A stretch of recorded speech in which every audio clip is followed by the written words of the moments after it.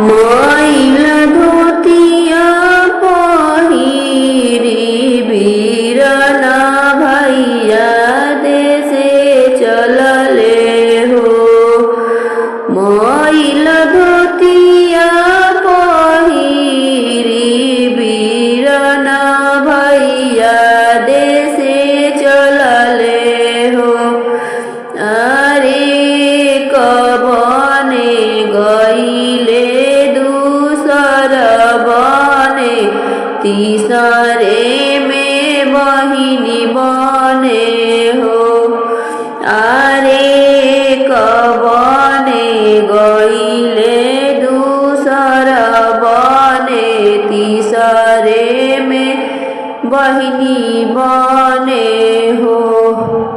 बबुआ देखिया वो मामा के डगरिया तो कितना दूर आई गईले हो।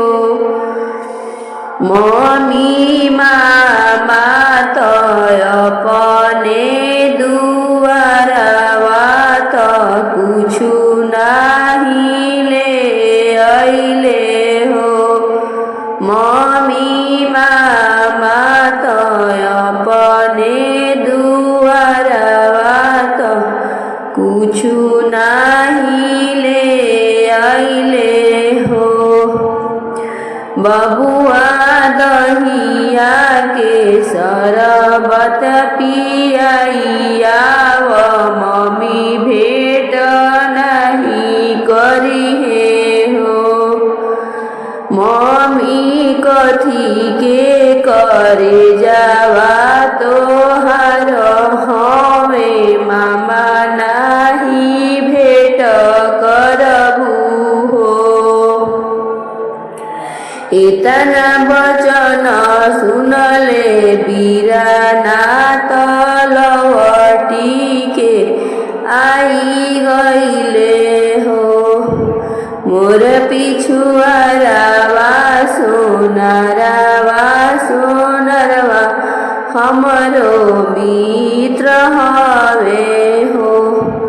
सोनरा गढ़ी दाना मावे पैजनिया कमर कर धनिया हो।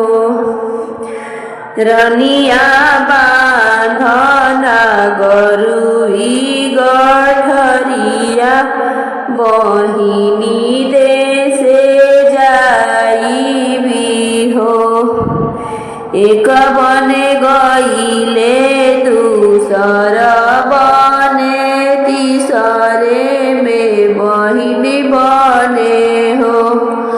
बहिनी खोलना गरुई गठरिया बहुत कुछ लईनी हो। बहिनी पहिरना पावे पैजनिया कमर कर धनिया हो। बबुआ धैया वो पनिया के शरबत मामा भे